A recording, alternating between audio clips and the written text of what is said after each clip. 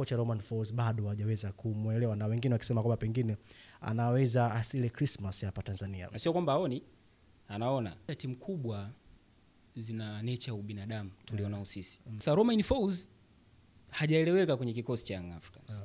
Young Africans walishazoea ushindi. Yaani ushindi kwa Yanga ndio maisha yao. Romain Folz ameshinda mechi ya kwanza ngumu, kashinda dhidi ya Simba, kashinda Angola 3-0, lakini pia kashinda mechi ya kwanza na Pamba 3-0. Mpira unaovutia hauko pembeni brother. Upo kwenye eneo la kiungo. Sacho Yanga sasa hivi anapaswa kujivunia nacho zaidi.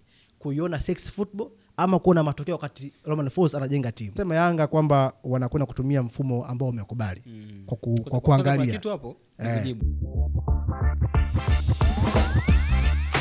Yes, mfumo umekubali ndio kauli mbiu ambayo wananchi Yanga wanakwenda kuitumia dhidi ya Willet Benguela kutoka pale nchini Angola. Kitu tunakumbuka masaa kadhaa tu baada ya ushindi wao dhidi ya Pamba, mashabiki wa soka baadhi na wadau walisema kwamba bado hajaweza kumuelewa kocha Romain Folz licha kwamba Yanga walishinda mabao 3-0. Leo kwenye Tactical Talk ya Eastern Production tuko hapa kwenda kumchambua kwa kina zaidi Romain Folz, tukiangalia pia ni mfumo gani ambao anakwenda kuitumia dhidi ya Willet Benguela. Ikiwa nipo na Florence tukaweza kuchumbua kile ambacho tunatamani kukisikia hapa. Mabao 7, mechi 3. Yanga hajaruhusu bao lolote, lakini bado mashabiki wa soka na baadhi ya wadau na wachambuzi wengine wakisema kwamba kocha Romain Folz bado hajaweza kumuelewa, na wengine wakisema kwamba pengine anaweza asile Christmas hapa Tanzania. Kwa mtazamo wako ni upi kwa leo? Ni kawaida kwa Tanzania kukutana na aina hiyo ya maneno.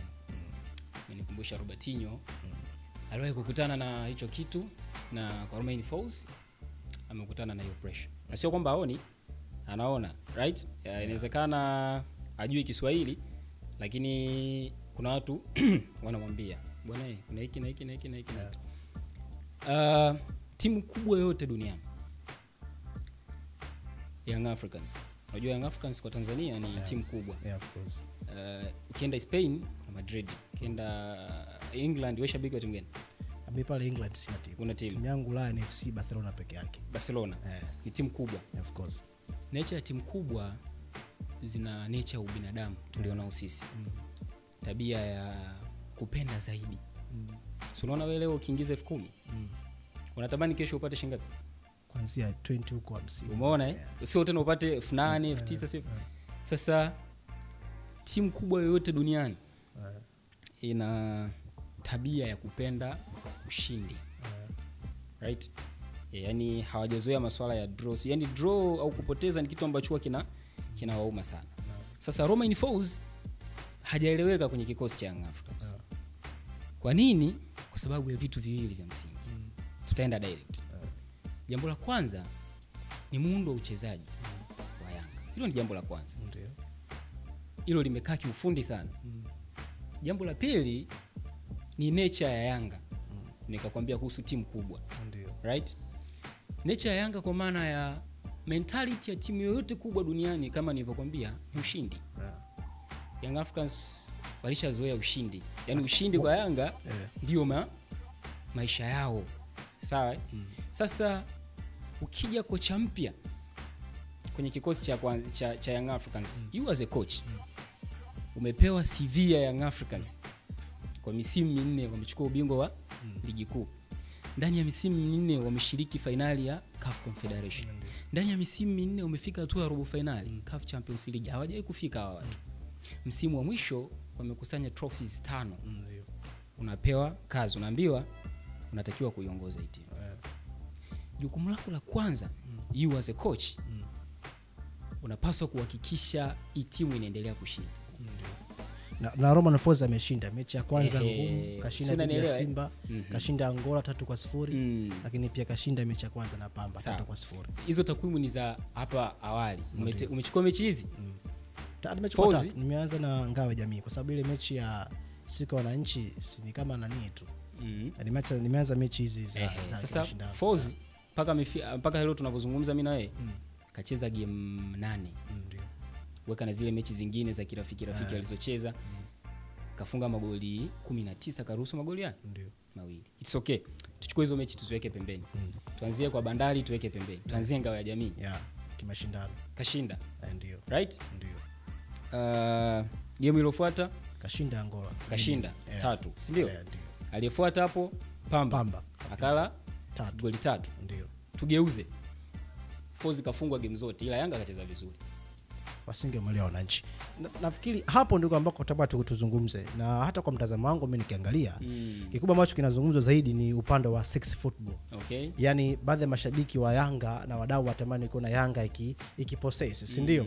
Lakini ambacho mimi kwa mtazamo wangu najaribu kuangalia zaidi takwimu zinamdefine vipi huko cha Romain Folz. Okay. Na kwenye takwimu pengine sitaangalia sana kwenye ubao wa matokeo. Kwa sababu ubao wa matokeo unaweza kawapa hope baadhi ambao wanaungana na kocha ikiwemo mimi, lakini nitaangalia kwenye timu jinsi ambavyo inatengeneza nafasi. Ukiangalia Yanga dhidi ya Simba wali create nafasi 5 wakatumia moja.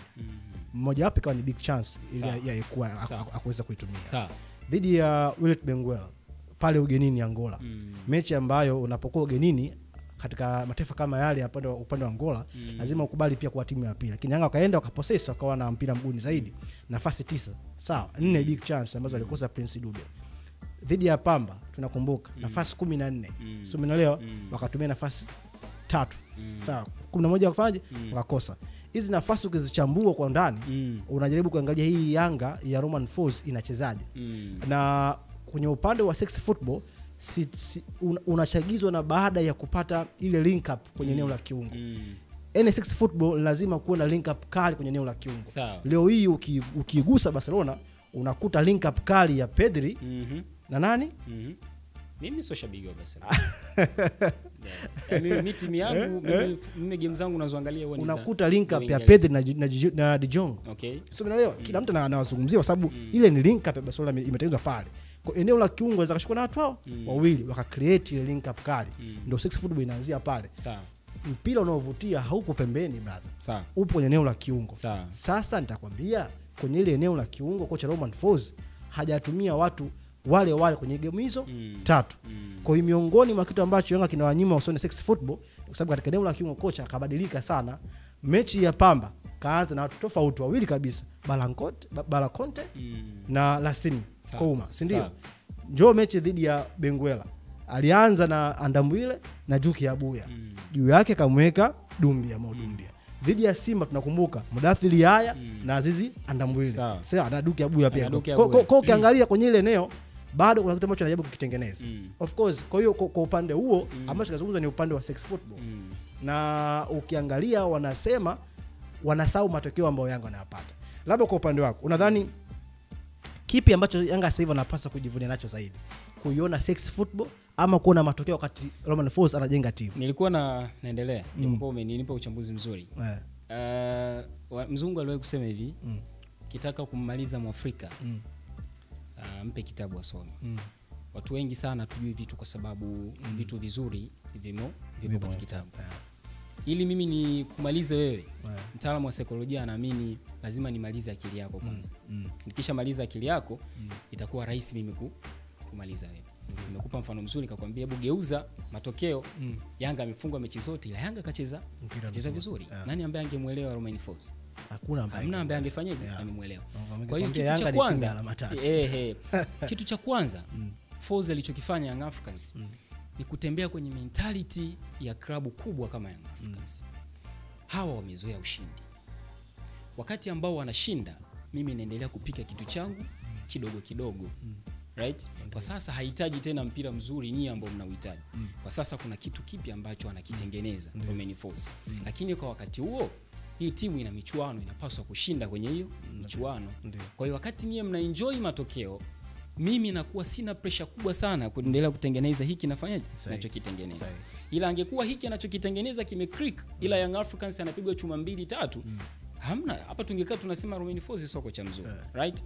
Kwa hiyo tunarudi sasa kwenye muundo kwa nini watu hawatuoni sexy football tulioizoea. Sawa? Yanga kwa misimu kadhaa imeishi kwenye muundo wa 4-2-3-1. Kaja Romain Folz kabadilisha, si ndio? Timu imerudi kwenye muundo wa 4-3-3. Sisi tuko pamoja. Kila muundo wa uchezaji una principles zake. Uwanjani kuna phase 4. Sawa? Kuna wakati wa kulinda, Ndio. wakati wa kushambulia. Ndio. Sawa? Kuna wakati wa defensive transition, kwa maana tumeenda kushambulia, tumeporwa mpira, tunapaswa kurudi, right? Yeah. Kuna wakati wa offensive transition. Yeah. Mpinzani tumempora mpira, wakati anakuja kutushambulia tunamkimbiza. And the last, set pieces. Ambayo inakuwa ni ya 5 ambayo ipo gopata ambayo inajitegemea. Hiyo ipo additional. Kutengwa ambayo ipo kama kona mnaweza mkadefend hivi, sio unaona Arsenal tunavyofanya, kona zikipigwa unaona wachezaji wanako sehemu ya kumaliza. Yes, hiyo ni mpango wa set pieces. Sasa philosophy ya 4-2-3-1 kwa maana 4-2-1 inataka katikati mwe na viungo tunaita double pivot. Baada ya kuzungumza hizo verse 4 ukaongeza na moja as part kwa maana set piece, kuna kitu ambacho pia tutakizungumza baada ya kumaliza hiyo, ili wape picha watu kwa nini hizo verse umezitaja ambazo ni verse muhimu ili waione timu yao imesimama eneo gani. Na hiyo unathibitisha wapi? Ni kwenye mabao ya kufunga. Mabao yamefungwaje. Kwa hiyo maliza hapo, alafu nitakupatia kitu ambacho pengine itafungua zaidi hiyo point yako kwenda kuizungumza zaidi. Sasa muundo wote kama nilivyokuelezea unakuwa na principles zake. Kwenye muundo wa 4-2-3-1 unahitaji ubora wa vitu vitatu. Moja, ubora wa viungo wawili, kwa maana namba 6 na namba 8. Right? Namba 8 yarahisisha kazi ya namba 10, namba 10 yarahisisha kazi ya namba 9. Namba 6 ilinde vizuri timu, namba 6 ibalance timu wakati inakwenda kushambulia. Tempo ya mchezo ukiangalia iko pande wao kwa namba 6. Unarudi tunategemea ubora wa namba 10. Kwa maana wewe ndio goal creator. Maana tunacheza katika eneo la zone ya 14. So unanielewa vizuri? Eneo ambalo mapishi ya mabao yanaanzia pale. Yes, lakini ukiwa unasaidiwa kazi nyepesi sana na nambari 8. Jana nilikuwa naangalia game ya Simba, nikamuuliza rafiki yangu akamwambia hivi, namba 8 wa Simba leo nani? Unajua ni kwa nini? Kwa sababu Hawa alikuwa anashuka chini sana kuja kuchukua mpira. Kila siku anafanyaga hivyo. Si unanielewa? Kitu ambacho kwambia huyu Hawa anashuka sana chini, maana yake atamlazimu Soa anayevutike atoke kule, ashuke chini aje utafute mpira, itakuwa ngumu kwa Soa kupokea ule mpira. Si unanielewa? Lakini inahitaji pia pesi na ubora wa fullbacks wao. Kwenye kukati inside na kuingia pembeni, lakini namna gani ambapo watakuwa kama fullbacks wanabadilishana wamoja na wale ma wings back. Lakini principle ya kwanza ya muundo wa 4-2-3-1 kabla hatujaja kukushambulia tunatengeneza setup nzuri ya ulinzi. Ndio. Sisi tuko pamoja? Tuko pamoja. Sasa ili huwa linafanyikaje? Manake ball circulation, ule mzunguko wa mpira uwanjani, ile move ya mpira mpaka tunafika golini kwako, huenda kila mchezaji amehusika. Ndio. Manake hapo unazungumzia kwenye aina ya kucreate nafasi tofauti, unazungumzia kwenye build up. Build up ni aina ya mipango ya goli ambalo kila mmoja atagusa mpira na mara nyingi huwa inaanzia kwa golikipa na anakuwa mtu wa kwanza kuanzisha mashambulizi. Kwa hiyo ukiwatazama Young Africans chini ya Midi Melody, Sid Ramovic pamoja na Miguel Gamondi waliishi humo. Ile sexy football ilikuwa pale. Lakini mabao yao hayakuwa kwenye huo mtindo wa ball. Okay. Build up from the back. Sawa. Na tutazungumza baadaye kwa upande wa maoni yangu. Kuna namna watu wakawa wanaenjoy sana. Kwamba Ucho anashika mpira amempa muda amemtafuta Maxi Pacome, sio kaingia inside, Azizi Kai kapata chance kashuti, sio kaika cross imemfikia Dube. That's football. Kwa hiyo Yanga haikuwa aggressive kwenye swala la kuja kukushambulia. Walikuwa very slow, lakini walivyokuwa kishavuka zone ya katikati wanakuwa very sharp kufika golini kwako. Kitu ambacho wana Yanga wameishi humo kwa muda mrefu sana, wameenjoy. Kwa hiyo move ya goli mtu anaitazama kwanza ilipotoka kwa Bakari Nondo Mwamnyeto au Ibrahim Hamad Baka, kwa Ucho kapiga cross nzuri imefikia Kibabage kaweka sio kampa nani, watu walikuwa wanaenjoy hivyo. Sasa ukaje utofauti wa 4-3-3. Sawa? 4-3-3 inahitaji sana ubora wa namba 6. Ili kwanza watu walielewe. Yaani namba 6 wako anatakiwa awe bora sana. Kwa nini? Kwa sababu tempo ya mchezo asilimia kubwa sana inakuwa iko upande wake. Sasa hapa kuna kitu ndo nataka nikielezee vizuri.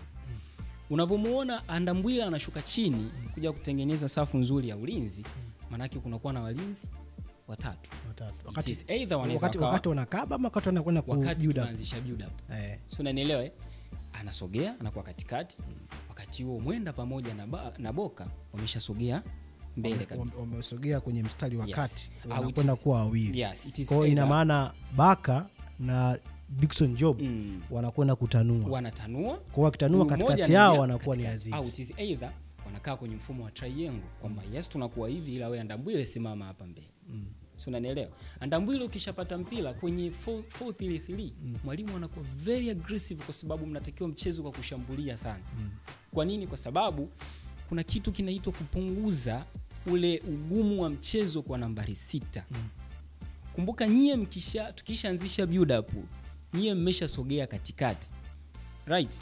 Kwa hiyo namba 6 ukipata mpira, tunatafuta aliyopo kwenye space tunamwekea. Okay. Tunaelewana vizuri? Mimi nakuelewa kwenye hiyo point, lakini nafikiri kuna namna ambavyo kocha huyu Romain Folz kwenye hiyo 4-3-3 ambayo unaizungumza. Sawa.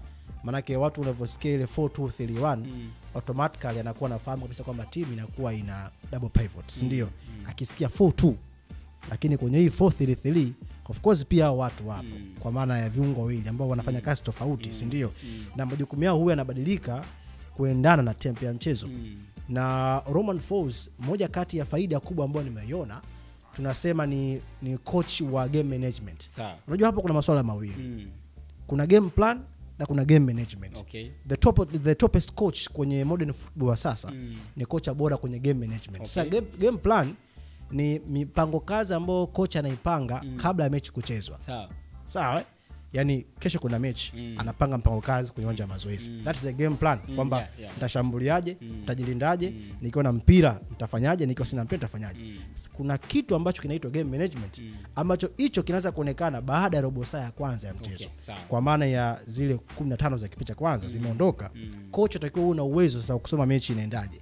Inaweza kuenda mpaka kipindi cha kwanza ukaenda ukaona kipindi cha pili na kuja. Sasa huko kocha Romain Folz, angalia, kawafunga Simba kipindi cha pili. Okay. Kawafunga Benguela Willet mabao mawili kipindi cha pili. Kawafunga Pamba mabao mawili kipindi cha pili. So kwa nini kafunga mabao mengi kipindi cha pili? Kwa maana anawezekana kuna kitu akifanya kwenye eneo la game management.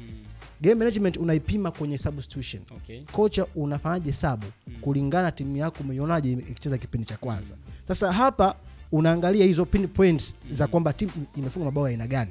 Ulizungumza kuhusu zile phase 4, ukakwambia kwamba nitakukumbusha. Sawa. Bao la kwanza la Aziz Ndambwile ni bao ambalo linakwenda kutoa ujumbe Yanga ni aina gani. Pacome kapewa pasi na Maxim Pia Zingeli kwenye zone ya 14. Pacome akatamani kama anataka kupiga hivi, watu kaingia uvunguni ukablock ule mpira, ikachukuliwa mali na kiungo namba 8 wa Willet Benguela. Azizi alipokwenda kufanya counter press. Unajua kuna mawili, kuna counter press na kuna high press. High pressing ni kwamba timu mpinzani inajenga mashambulizi kutokea nyuma, alafu nyinyi mkaenda kukava kule. Hiyo ndio high press. Ndio. Counter press ni kwamba nyinyi mmeenda kushambulia, mnapoteza mali, alafu kwa haraka lazima kuna watu ambao wanakwenda kukaba kwa haraka sana. Maana yake hapo lazima utamkuta namba 6 ambaye ana uwezo mkubwa kukava maeneo mengi. Ndio Azizi anafunga bao la kwanza kama utakumbuka. Baada ya kupoka mpira akapiga. Njoo angalia mabao mawili pia ya kwenye mechi hiyo hiyo. Angalia bao la Prince Dube. Angalia bao kwanza la Edmund John. Ameingia kwa kipindi cha pili, kana kufanya counter press. Ilikuwa ni high pressing of course ile. Kana kukaba kwa haraka, amepoteza mpira, Benguela imepigwa pasi kwa Edmund John, amefunga bao. Bao la tatu la Prince Dube. Tena ilikuwa ni counter baada ya Benguela kupoteza mali kwenye eneo la zone ya 14 yao, imepigwa pasi kwa ilikuwa Kawai kamwekea pasi Prince Dube. Njoo kwenye game dhidi ya Pamba. Kwa hiyo utaona mashambulizi mengi ya Yanga yamejengwa kwenye hiyo tunasema hiyo attacking transition. Kwamba timu ilikuwa ina mpira, sasa wapinzani wamepoteza mpira, wameenda kushambulia. Kwa hiyo kuna muda lazima kocha ujipambanue hasa katika nyakati fulani. Kwa hiyo inawezekana usione mabao mengi ya Yanga kwenye build up wana kutokea nyuma, lakini mabao yamefungwa na Yanga yana ujumbe kwamba huyu kocha ameona wakati ambao anatamani kutengeneza hiyo link up nzuri kwenye eneo la kiungo, nifunge mabao aina gani. Kwa hiyo kwa mtizamo wangu nadhani kocha Romain Folz ni kocha ambaye amejipambanua kwenye eneo la game management. Na nishakwambia kwamba kocha bora yoyote wa mpira miguu kwa sasa hivi kwenye modern football wanatakiwa kuwa bora sana kwenye kuwa na uwezo mkubwa wa kumanage game. Hapa ndio unakwenda kupima IQ sasa ya kocha.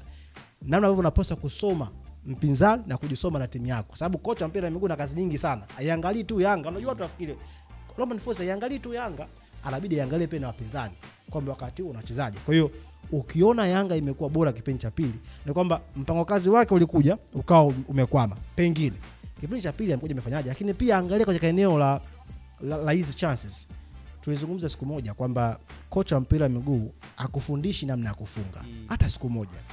Kocha wa mpira wa miguu anakufundisha unafika vipi kwenye eneo la hatari. Tunafikaje, mpango kazi wa kocha kama Romain Folz anawafundisha mfikaje katika eneo la mwisho. Je, mnafikaje? Nyuma mnatokaje? Si ndio? Those 4 big chances za Prince Dube dhidi ya Benguela ugenini zingekuwa converted zingekuwa mabao mangapi? Mechi dhidi ya Pamba chance 14. Sawa. Je, zingetengenezwa zingekuwa ni bao ngapi zile? So umeelewa? Kwa kuna muda ukiona timu inafika katika eneo la mwisho, ndio maana kocha kafanikiwa. Kocha tutakujaji tukiona kwamba timu mbona haifiki kwenye eneo la mwisho. So umeelewa? Na kuna muda lazima uwe very objective kulingana sasa. Hapa ni kulingana na mdundo wa mechi. Mechi ya mpira wa miguu haina mdundo mmoja. Si ndio? Sawa. Ina mdundo mingi. Kwa kwa upande wako labda nikikuuliza. Wanasema Yanga kwamba wanakwenda kutumia mfumo ambao umekubali kwa kuangalia kitu hapo. Hapa hilo swali mimi nikikuuliza najua utajibia hapo ndani. Kabla sijasahau. Principle ya mpira unazungumza vizuri. Lazima upate muda wa kumsoma mpinzani wako kabla hatujaja kucheza, si ndio? Kuangalia ni kusoma then niandae mbinu za kuja kucheza naye. Naweza nikafika uwanjani nikakuta ni hivyo kusoma sivyo ambavyo siku ambavyo leo. Young Africans kwa sasa ina vitu viwili. Ina timu kama timu afu ina uwezo wa mchezaji mmoja. Sasa uwezo wa mchezaji mmoja utaonekana pia katika nafasi zinazozungumza kwamba Yanga bado imetengeneza nafasi nyingi, Dube ameshindwa kutimiza. Tunarudi kwa Dube. Right? Ulitimiza jukumu lako? Hapana, kutimiza. Ila timu ilifanya kila ambacho ndio. Timu ilifika mpaka mwisho. Umezungumzia game management. Game management tumi ninavyojua ni flow ya mchezo ilivyo. Kwa wewe unavyojua. Sio, unanielewa?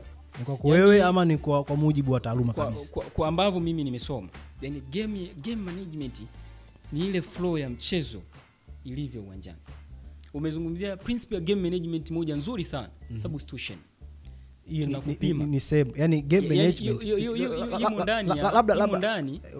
imo ndani ya hiyo game management. Ni parts. Sio, unaelewa? Hiyo ni part. Flow ya game iko hivi. Wewe unaelewaje? Mtiririko, unajua unavyoizungumzia mtiririko wa game unaendana na kulingana na mechi na kwendaje. Mtiririko wa game unakuwa affected ama unaathiriwa na mambo yafuatayo. Ubao wa matokeo, kama umeruhusu bao ina maana utabadilisha mtiririko kwa kucheza, si ndio? Kama umepata bao la mapema inaweza. Kwa hiyo mimi nakwambia swala la kumanage game tunazungumzia namna ambavyo kocha anakwenda kuiendo mechi ikiwa inachezwa. Maana nikatoa tofauti kati ya game plan na game management. Maana yake game imekaa kwenye flow ya mwalimu anayotaka. Mtiririko wako ndio unakufanya wewe umanage game kwa namna gani. Sasa hicho ndio tuko kwenye njia moja. Tuko kwenye njia moja, lakini katika namna tofauti ni kwamba game management ni kwamba kocha anakwenda kutiririka na mbinu zake baada ya mechi kuna inaendaje. Kwa lazima ndio uliangalie. Ndio maana tunasema kocha kwenye benchi la ufundi anaye match analysis. Huyu nani? Match analysis ndio mtu ambaye anakwenda kuchambua technically na tactically timu inakwendaje. Anampa kocha, sikiliza, wapinzani wetu wanapita sana upande wa kulia. Okay, wanapita sana upande wa kulia. Sisi tumekwama sana katika eneo la kiungo ya kati. Kwa hiyo au ndio match analysis anampa hiyo game inavyo flow. Alafu kocha sasa ndio manage game. Wanapita sana upande wa kulia, Pacom njoo ingia. Wanapita sana upande wa kulia, fulani njoo ingia. Kwa hiyo umeshapewa usaidizi na match analysis wako, amekwambia mtiririko wa game unavyokwenda. Wewe kocha ndio umanage. Ndio maana kuna mnyakati naona makocha huwa wanafurahia kuona goli limepatikana kipindi cha pili kukontoa mtu sababu. Kwa hiyo una manage game ili ikae kwenye flow ambayo wewe unafanyaje? Lazima flow ambayo unataka, sababu katika football lazima uweze kuimaintain mchezo. Tumerudi pale pale. Kwa hiyo muda mwingine ili Yanga nimekwambia ina vitu viwili. Ina timu kama timu, alafu ina mbinu zako wewe kama mchezaji, right? Ili nijue namna gani ya kucheza na Pamba, lazima niwasome Pamba. Alafu nikisha uingia uwanjani, Pamba wanaweza wakani surprise mimi. Sio, unaelewa? Nitakupa mfano mzuri. Juzi Pamba alivyoingia dhidi ya Young Africans, alifanya kitu ambacho mimi siku expect kukiona kwa Francis Baraza. Right? Lakini kiliwalipa. Kwa maana ya hawajapiga shoot. Nisikilize sasa. Kwa maana ya unacheza na timu kubwa. Nataka nisikie hapo kwamba walifanikiwa. Nisikilize sasa kwa makini. Kwa nini kiliwalipa? Kwa sababu ya Francis Baraza alichagua kitu kimoja. Ukiwapa uhuru wachezaji wa Young Africans, ukiachana na mbinu za mwalimu wao, bado wana wachezaji ambao wanaweza wakafanya kitu ambacho ni hatarishi kwetu. So what we can do, pale mpira utakapo kuwepo, we are supposed to be there. Si unanielewa? Tuwape pressure. Si unanielewa? Tuharibu build up yao, tupoteze concentration, right? Wachezaji wasicheze mpira ili sisi tupate flow ambayo sisi tunahitaji kama tunaweza kucheza dhidi ya Young Africans. Lakini the question was, Francis Baraza na Pamba, utafanya hivi kwa dakika ngapi? 90 zote unaweza? Level of fitness ya wachezaji wako inaweza ikakuruhusu wewe kufanya hichi kitu kwa dakika zote 90? Si unanielewa? Kwa hiyo Romain Folz second half alirudi na nani? Alifanya mabadiliko. Aliingia nani? Aziz pia aliingia. Aliingia Aziz pamoja na Dumbia, right? Kwa nini? Kwa sababu sasa ndo nakuelezea. Subiri sasa nimalize. Niuliza kwa nini? Kwa sababu Bala Conte na Lassine Kouma walikuwa pesa na mipira. Hata kumzake zipo. So Kouma. Ni Bala Conte, kuna mtu alianza naye. Sikiliza. No, Bala Conte, let me show you. Kwa sababu takwimu zipo, kaka. Sawa. Moja kati ya eneo ambalo lilifanya Yanga wakose ufanisi kwenye game dhidi ya Pamba kipindi cha kwanza ni Bala Conte na Lassine na Lassine kupoteza mipira. Kwa mfano ukiangalia kwa Bala Conte alipoteza mipira mara 8, position lost, si ndio? Lakini incomplete pass 12. Wewe ni kiungo namba 6. Pasi ambazo hazikufika kwa walengwa 12. Umepoteza umiliki wa mpira mara 8, si ndio? Njoo kwa namba na namba 8 ambaye alikuwa ni Lassine anacheza, si ndio? Alipoteza umiliki wa mpira mara 9. Okay. Lakini pia Koma alikuwa anacheza namba 8. Sio? Manake Max alikuwa amesogea dipa kidogo. Sio, umeelewa? So ukiangalia hawa watu wawili ndio waliofanya Yanga wasiwe bora kwenye eneo la kiungo. Hawakuwa Pamba ambao walikuwa bora. Na nafikiri watu labda pengine waliangalia kitu tofauti. Ndio manake kocha alivyomuingiza Aziz ambaye yuko very composed. Moja kati ya silaha kubwa ya Aziz sasa hivi ni very composed. Very composure yake ni kubwa sana. Na kwenye modern football sasa hivi kiungo wakati tukimalizia sio lazima awe mkatakuni sana, lakini kiungo namba 6 kwenye modern football lazima uwe na composure nzuri unapokuwa unamiliki mpira. Ili kwenda kwa sasa hivi sifa kubwa ya Aziz ni ile composure yake ambayo yupo nayo, utulivu wake kwa mpira mguuni. Hata kusevisa hivi kukatakata. Yaani Aziz na Yusuf Kagoma watu tofauti. Lakini nafasi inacheza moja. Aziz Ndambwile ni kwamba ni kiungo ambaye ile composure yake timu itapokuwa inapoka mpira afu mpira ukamfikia yeye ana uwezo wa kujenerate zaidi nafasi timu ikaondoka. Yusuf Kagoma ni kiungo ambaye ni mkatashoka sana, yani nakaba sana, lakini timu inapopata mpira uone timu yakidrive. Ndio maana unamuona Jashalia wake shuka mpaka chini, anafahamu timu haina mtu ukisouza timu juu. Kwa angalia sasa hivi ambavyo Yanga wanapata uweni kuwa na viungo wawili chini ambao wanaweza wa kudrive mpira kwenda juu. Maana watatuko na Duki Abuya na wana Aziz. Kwa hiyo nakwambia kabisa kwamba baada ya kuingia kwa Aziz timu ikaflow. Kwa sababu gani? Viungo walioanza kipindi cha kwanza walikuwa wanapoteza mipira wakati Yanga kujenga shambulizi kwa maana ya Bala Conte na Lassine. Kwa hiyo mimi ukiniuliza sio kwamba Pamba alikuwa bora. Labda tukimalizia kwa maana dakika ambazo zimebaki. Dakika 3 hizi. Hebu niambie tuguse mfumo ambao Yanga wanafanya kuutumia dhidi ya Benguela. Kwa upande wako watakujaje na wachezaji kukumalizia? Of course na game advantage bado ipo upande wao. Na uwezo ukasema watakuwa na pressure kubwa sana matokeo kulingana na mpinzani namna gani ambavyo waliweza kumuini. Kwenda Angola ukapata matokeo ya goli 3-0. Yes, Wiliete inaweza kawa ni jina geni kwa watu wa soka la Afrika. Na hii yani Wiliete kwa sasa hivi ni kama sisi tulivyokuwa zamani Simba au Yanga yetu kipangwa na Al Ahly. Unaona ilivyokuwa tunafile and tunamuona giant fulani. So kwa sasa hivi hata sisi Wiliete anatuona sisi kwenye level ambazo tulikuwa tunawatazama wale. Kwa hiyo kama matokeo ya bado ni advantage kwa Young Africans, kwa uwezo kumuona mwalimu akiingia na pressure kubwa sana, sio ashambulie kwa kiasi kikubwa sana, hapana. Bado ataishi tu kwenye ile standard ambayo walikuwa nayo, kwa sababu uwezo wa kudefend matokeo kwa quality ya players walionao bado wanaweza wakadefend hapo. Hebu kugusa wanavyosema mfumo umeukubali. Nadhani ni mfumo gani ambao umekubali na unakwenda kutumiwa na kina nani ukimalizia kwa dakika moja? Hiyo ni philosophy amekuja nayo nani? Amekuja nayo Yanga kwamba mfumo umekubali. Sababu kwa upande wako ukianticipate hilo jambo, unadhani ni mfumo upi ambao tukao umekubali? Na kwa sababu kwa upande wako unajua Simba na Young Africans siasa nyingi sana. Unaona hilo neno mfumo umekubali ni kutokana na ambacho kinaendelea kwa sasa hivi kwa bwana Romain Folz. Isingelikuwa hivyo usingesikia maneno. So nadhani ni kitu ambacho idara ya habari wameona ni tuje nacho, kwa sababu ndio kitu ambacho ni very trending kwenye timu yetu sasa. Vile kwa maana yake. Yaani unajua mimi kitu kimoja nilichokipenda kwa Romain Folz, aendeshwe na hisia za mashabiki. Of course. Ningekuuliza swali. Romain Folz angekuwa anawasikiliza mashabiki, Ndambwile angekuwa anacheza? Tunakumbuka kwenye mechi ya Ngao Jembe alivyompanga kila mtu alishout. surprising yani comment zote watu wanasema tumesha yani hivi kweli Simba leo anashinda. Kwa hapo unatoa ujumbe kwamba mwache kocha afanye kazi yake. Romain Folz angekuwa anaendesha na hisia za mashabiki, kapteni kacheza game ngapi? Mwamnyeti 2. Si huyu hapa anadunda na kesho unaweza kumuona anafanyaje? Anaanza. Musa Balakonte, unakumbuka headlines zilivyokuwa kubwa? What happened sasa hivi? Anaanzia bench, right? Asineko nani yule Celestine Ekua wapi sasa hivi? Bila kusahau na kampa nafasi Edmund John. Wangemuona vipi? Nani alikuwa anategemea Edmund John hata leo tunazungumza hivi, kuna game of French ataingia na atakiwasha. Kuna mtu ataka bench, right? Kwa hiyo nilichopenda kwa Romain Folz ni mwalimu ambaye ana pressure yote ya matokeo, na watu waweke akilini hii ni kutokana na uongozi wa Young Africans. Kuna timu bado duniani wazinaendeshwa na hisia za viongozi, right? Yani zamani ulikuwa ukipata nafasi ya kukaa na kiongozi kwa kiongozi wote, unasikia mtu wote karibu anakuambia kocha mwenyekiti anaweza hata akapiga simu, bwana fulani tumemsajili kwa pesa nyingi, mbona tumuone uwanjani? Sio, naendelea vizuri.